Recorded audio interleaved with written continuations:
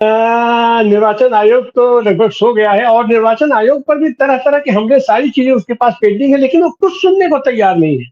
और मिल्कीपुर के चुनाव में जिस तरीके से वहां पर, चाहे वो ये डिम्पल का रोड शो रहा हो, और उसके पहले जिस तरीके से सारे पोस्टर उतारे गए, और कल तो हद हो गई, अखिलेश यादव की रैली थी और उनकी रैली की तरफ पूरे उसकी ट्रैफिक उसको मोड़ दिया गया, मैंने कहीं ना कहीं से अराजकता फैलाने की कोशिश की गई। इन लोगों की महाकुंभ के में फैली अराजकता से मन नहीं भरा है। और आज जिस तरीके से अखिलेश यादव ने इन लोगों के सामने अपना सवाल रखा कि अगर आपके पास समय नहीं है तो हमारे समय में से 2 मिनट हम चाहते हैं कि उनको मौन उनको श्रद्धांजलि दी जाए, और इनके पास कोई जवाब नहीं है, इनके पास कोई जवाब नहीं है। आपका क्या ख्याल है इससे? ये इस सन्नाटा नहीं है, ये एक तरीके से जानबूझकर महत्वपूर्ण मुद्दों को, उनकी महत्ता को, उनकी इम्पोर्टेंस को कम करने का एक पुराना फासिस्ट तरीका है, एक पुराना तानाशाही तरीका है। आपको याद होगा इमरजेंसी पीरियड में इंदिरा जी का एक ये बड़ा मशहूर था कि वो कहती थी कि विरोधी का नाम ही मत लो, अननेसरी उसको जो है वो पब्लिसिटी मिलती है। ये एक इम्प्रेशन, एक ऐसा, जो मेरा अपना आकलन है, सही गलत तो और सभी पैनलिस्ट उसको बताएंगे, लेकिन मेरा मानना है कि ये एक धूर्तता भरी खामोशी है। ये जवाब देकर नए मुद्दे, जिसे कहते हैं ना कि सवाल पर जो अनुपूरक सवाल, सप्लीमेंट्री सवाल निकल के आते हैं, तो ये एक इनकी बहुत ही धूर्तता भरी खामोशी है कि चाहते हैं कि भी विपक्ष एक तरफा चिल्लाएगा, चिल्ला के चुप हो जाएगा, कोई प्रतिक्रिया देकर और अननेसेसरी सवाल पे सवाल पैदा करने की कोई जरूरत नहीं है, क्योंकि वो उतनी मीडिया कंट्रोल और जितना देर चैनल पे चलेगा तो वो चलेगा। तो मेरा अपना ये मानना है कि ये एक स्ट्रेटजी के तहत सारी चीजें हैं कि मीडिया को जवाब भी नहीं देना, अब उन्होंने संसद में भी जवाब देने को जो है मुद्दों पर ये मना करना है कि हमें करना ही नहीं है। इसलिए आ, विवादित मुद्दे इधर आ रहे हैं, चाहे वो बजट के सिलसिले में आया और चाहे कुंभ के सिलसिले में आया। अब बजट पे जो इन्होंने माइनॉरिटी वो मिडिल क्लास के लिए 12 लाख वाली छूट देकर, आप देखो फिर वही स्थिति निकल के आ गई कि पहले कारपोरेट को दिया छूट, अब दे दिया जो 12 लाख, जो मिडिल क्लास में जो सुपर क्लास है वो जानते हैं कि विपक्ष इसका विरोध करेगा नहीं, और वही वोकल क्लास है जो 3-4 करोड़ लोग हैं वो बल्ले बल्ले करने लगेंगे, और रिमेनिंग जो है 120 करोड़ लोग, वो जीएसटी से उनका गला जैसे कट रहा है वो कटता रहेगा। तो ये सारी की सारी जो रणनीति है वो इसी रूप में चल रही है। और जो दिमाग में फिर वही देखिए लौट के आई है कि हम लोग की डिमांड ये थी कि आप जीएसटी अगर कम करेंगे तो कॉमन आदमी ज्यादा परचेजिंग करेगा। बड़ा आदमी जो है, जो 12 लाख 13 लाख रुपए जो इसकी सालाना आमदनी है, खर्चे तो उसके भी उतने ही है, वो भी 2200 कैलोरी लेगा, एक मजदूर तो तब भी 2600 कैलोरी लेगा, उसे ज्यादा अनाज चाहिए, ज्यादा वो चाहिए। ये जो मिडिल क्लास है, और ये अगर जब पैसे भी बचते हैं तो ये पैसा ब्रांडेड मटेरियल में जाएगा, लोकल फॉर वोकल में नहीं जाएगा, ये पैसा और दूसरी जगह जाना है, तो वहां पर भी इनको कुछ नहीं मिलना है। और हकीकत में जब चीजें निकल के आई तो एम्पावरमेंट ये नीचे के लेवल पे नहीं चाहते हैं। आप चिल्लाते रहो, आप शोर मचाते रहो, उसके बाद आप खामोश हो जाएंगे।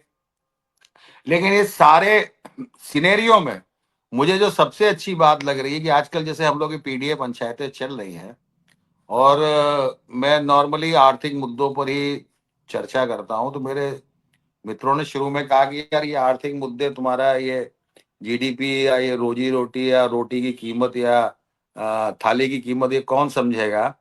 लेकिन आपको ताज्जुब होगा तिवारी जी कि आम आदमी को तो छोड़िए, महिलाएं भी क्रॉस क्वेश्चनिंग करती है, उन्हें लगने लगा है कि ये 10 साल के अंदर 60 रुपए वाला मिट्टी कड़वा तेल जो है वो 200 रुपए तक पहुंच गया है। अरहर की दाल इतनी महंगी हो रही है और पॉकेट में जो कटौती हो रही है, तो मुझे लग रहा है जनता आर्थिक रूप से जब मुद्दों को जब समझने लगती है तो इनका एक्सपोजर शुरू हो जाता है। तो ये जो संसद का जो सन्नाटा आप देख रहे हैं, ये अपनी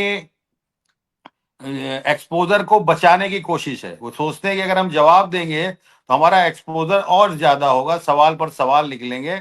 इसलिए एक ये खामोशी, धूर्तता भरी, जानबूझकर की हुई खामोशी है। ये भी इनके जी एक फासिस्ट अंदाज का एक जी। नया रूप है कि हमें जवाब ही नहीं देना। बस मुझे यही कहना है सर। धन्यवाद। जी सुशांत जी, हम आपके पास फिर आते हैं। इसी बीच में हमारे साथ एक गांधीवादी सामाजिक कार्यकर्ता जागृति राय जी भी जुड़ गई हैं। आपका भी जागृति जी बहुत बहुत स्वागत है। हम चलते हैं अरविंद श्रीवास्तव जी के पास।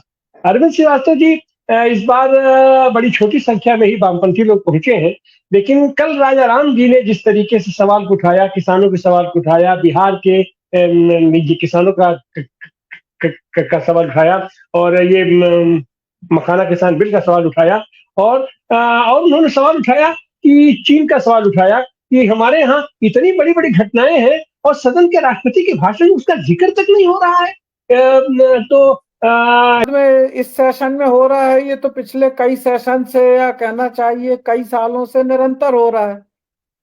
किसी भी हालत में संसद में कोई सार्थक बहस हो, सार्थक चर्चा हो बेरोजगारी के सवाल पे, या चीन ने भारत की जमीन पे कब्जा कर लिया है, चाहे उसके सवाल पे, चाहे महिला सुरक्षा के सवाल पे, चाहे जो बढ़ती हुई जो बेरोजगारी है या महंगाई है, या जो डॉलर की कीमत है, गिरती हुई रुपए की कीमत है, उसके कोई भी सवाल पे सार्थक चर्चा सरकार करने नहीं देना चाहती, क्योंकि किसी भी चीज का वो जवाब, एक भी प्रश्न का जवाब नहीं दे सकती। ये तमाम जो विदेशी उसकी बातें करते हैं, दुनिया में हमारा डंका पट रहा है, बज रहा है। अब लेटेस्ट न्यूज आई कि फोर्ब्स ने भारत को 10 सबसे शक्तिशाली देशों में, प्रभावशाली देशों की सूची से अलग कर दिया। क्यों कर दिया उसने? जो पैरामीटर्स जो तय हैं उनके, उसमें भारत बाहर हो गया। क्या मोदी सरकार चाहेगी कि इसके ऊपर चर्चा हो? चाइना ने डीप सीक बना लिया, जिसने तहलका मतलब भारत की देखिए जीडीपी अभी 3 ट्रिलियन, 3.5 ट्रिलियन है, जिसको ये 5 ट्रिलियन की जीडीपी बनाने की बात करते हैं मोदी जी। और चाइना ने जो डीप सीक, जो नया एआई मॉड्यूल बनाया है, उससे अमेरिका की जो एनवीडिया कंपनी है उसको 70 लाख करोड़ रुपए का नुकसान, और 1 ट्रिलियन जो है शेयर बाजार का मार्केट डाउन हो गया। भारत इसमें क्या कर रहा है, मैं बोलना नहीं चाहता कि वो किस तरह से मजाक में मोदी जी का एक वो किसी ने क्लिप डाला था बिल गेट्स से बातचीत के साथ, कि हमारे यहाँ तो बच्चा पैदा होता है तो आई बोलता है, और जब पुकारता है तो एआई बोलता है। मतलब ये गंभीरता है एक बिल गेट्स जैसे व्यक्ति से एआई के बारे में, बातचीत के बारे में।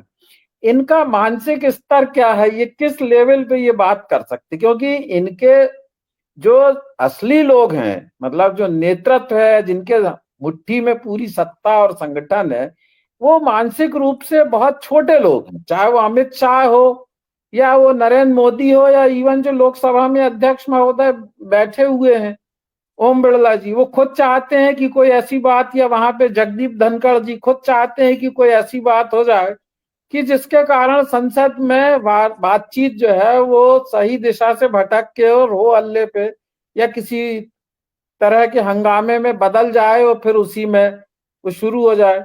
आज भी जैसे वो खड़गे जी ने बोला हजारों लोग, तो धनखड़ जी ने कह दिया कि आप सीनियर वो है, नेता हैं, कांग्रेस के अध्यक्ष हैं, आपको वापस लेना चाहिए। तो शुरू हो गया हंगामा। उनको एक रास्ता मिल गया बाहर निकलने का। अभी मैं थोड़ी देर पहले बोल रहा था कि जयराम जो वो उन्होंने इंटरव्यू में अंजना ओम कश्यप को कहा कि राहुल गांधी जो है वो स्टूपिड, उनकी स्टूपिड आत्मविश्वास है। तो क्वेश्चन ये है कि उनका स्टूपिड आत्मविश्वास है, तो आप उनके सवालों का जवाब दीजिए। अरे यही तो प्रॉब्लम है क्या, उसके सवालों का आप जवाब दीजिए ना। संसद के अंदर है आपके पास जवाब? नहीं है। आप संसद के बाहर कुछ भी बोल सकती हैं, गाली दे सकते हैं, जैसे बोला जाता है हमेशा। तो बात यह है कि किसी भी मुद्दे पर सरकार जवाब दे नहीं सकती, और ये आज से नहीं है, लंबे समय से ये सिलसिला चल रहा है। तो इसलिए संसद में जो सन्नाटे की जो बात है वो डेलिबरेट एक तरीका है इस सरकार का कि किसी सवाल पे गंभीरता से कोई बातचीत वो करने ही ना देना। आर्थिक सवालों पे, ना सामाजिक सवालों पे, ना रोजगार, महंगाई, ना विदेश नीति के सवालों पे। अब जयशंकर और वो बरस पड़े कि वो कैसे आप बोलते हैं कि चाइना ने भारत की जमीन पे कब्जा कर लिया, जबकि उनके सेक्रेटरी ने एक प्रेस कॉन्फ्रेंस में कहा कि लद्दाख के कुछ हिस्से को जो है चीन ने अपने नक्शे में दिखाया और 2 गांवों को कब्जे में कर लिया। उनका खुद का सरकारी स्टेटमेंट है। लेकिन अब अगर इस पे चर्चा होगी तो इनका एक्सपोजर होगा, तो चर्चा वो करने नहीं देना चाहते। बात असल में ये है। और नरेंद्र मोदी का तो क्या है, वो बाहर तो अपना वो क्या टेलीप्रॉम्प्टर से अच्छी लच्छेदार बातें कर लेते हैं, और लोकसभा में चूंकि वो प्राइम मिनिस्टर हैं तो उनको आखिरी में बोलने का मौका मिलता है, उसके बाद कोई उसका जवाब देने का किसी को अधिकार होता नहीं है। तो जो भी किया, कल भी उन्होंने जैसे बाहर भी और अंदर भी करते हैं कि नेहरू जी के समय में ऐसा था, नेहरू जी ने ऐसा किया, इंदिरा गांधी ने ऐसा किया। तो कल किसी ने बताया कि भाई नेहरू जी के समय में जो है सोना जो है वो 62 रुपए तोला था और आज 84,000 रुपए है। गेहूं 50 पैसे किलो था, 40 रुपए किलो है। और ये भी गणना करके बताया वो, एक कुमकुम बिनवाल एक पत्रकार है, उसने बतलाया कि भाई उस समय का 12 लाख आज के समय का 11 करोड़ रुपए के बराबर। तो आप ये तुलना क्यों नहीं करते? तो उनको मालूम है कि चर्चा होगी तो बहुत इनकी भद्द पिटेगी संसद के अंदर, इसलिए वो चाहते ही नहीं है संसद को। वो टोटली इन्होंने इररेलीवेंट बना दिया। रहा सवाल जेपीसी का, तो मैं तो समझता हूं कि जेपीसी में किसी भी इशू को भेजने की मांग करना भी विपक्ष के लिए बेमानी है, करना ही नहीं चाहिए। कारण साफ है कि जेपीसी में मेजॉरिटी उन्हीं की होती है या उनके एलाइज की होती है। और इसलिए जिस तरह से आप देखिए पूरे प्रस्ताव जो वक्फ के संबंध में थे, उनके पूरे 40 संशोधन स्वीकार हो गए, और विपक्ष के जितने संशोधन थे वो पूरे एक सिरे से रिजेक्ट हो गए और वो खटाखट हो जाते हैं। जैसे संसद में बिल पास हो जाते हैं 2-2 मिनट में बिना बहस के, उसी प्रकार जेपीसी में हर सवाल उसी तरह तय हो जाता है। अब आ जाएंगे संसद में कह के कि जेपीसी में तय हो गया है, तो अब तो सबको मान लेना चाहिए कि ये जेपीसी मतलब ऑल पार्टी रिपोर्ट है। तो इसलिए जेपीसी भी अब असल में बेमानी हो चुकी है। इसलिए अभी तो जब तक इनकी सरकार है वो इसी तरह से चलेगी। ये एक दिखावटी संसदीय लोकतंत्र इस समय में है। वास्तविक कोई संसदीय लोकतंत्र ये है नहीं जिसमें यह कहा जाए कि कोई संसद के बहस का, विचार विमर्श का कोई इसमें कोई महत्व है या कोई उसकी उपयोगिता है या कोई उसकी भागीदारी है। सिर्फ एक खाना पूरी है, लेकिन इसके अलावा और कुछ हो नहीं सकता। अभी तो ये मेरे विचार से सरकार इसी तरह से अपना कामकाज चलाएगी, बिना किसी विचार विमर्श, बिना किसी बहस के, और मीडिया पूरा उसका साथ देता है, वो आप देखते ही। Thank you. अगर कुंभ को लिया जाए जिसकी चर्चा अभी तक सदन में नहीं हुई, और हमको लग रहा है कि मैं तो ये दैविक पुरुष का अभी जवाब नहीं सुन पाया, लेकिन निश्चित रूप से उन्होंने भी उसका जवाब नहीं होगा। और जिस तरीके से वहां पर मोबिलाइज किया गया लोगों को कि जिसने कुंभ में स्नान नहीं किया त्रिवेणी में वो देशद्रोही है, और इसके चलते पूरा देश की भावनाओं को अपना कुरेद करके वहां जाने के लिए कितने लोगों को बाध्य किया। और वहां पर जिस तरीके से हत्याएं की गई लोगों की, कुचल कुचल की हत्याएं की गई लोगों की, और उनको कहा गया कि उनको तो मोक्ष मिल गया, हमारे नहीं है, मोक्ष मिल गया। तो क्या यह आपराधिक घटना नहीं है? क्या ऐसे लोगों पर अपराध के दर्ज नहीं किया जाना चाहिए? अपराध तो है ही, इसमें कोई शक नहीं है। जिस तरह की भाषा और जिस तरह का भड़काने वाली बातें, ये जो बागेश्वर धाम का जो है, जिसमें मैं तो बागड़ बिल्ला बोलता हूँ उसको, तो ये जो है ये सरासर भड़काने वाली बातें हैं। मगर उससे ज्यादा बड़े अपराधी तो मैं समझता हूँ कि योगी और ये जो पूरे कुंभ के जो आयोजक हैं वो हैं जो लगातार, अभी देखिए कल ही एक हो सकता है वो न्यूज गलत हो या कुछ हो, कल मैंने देखा कि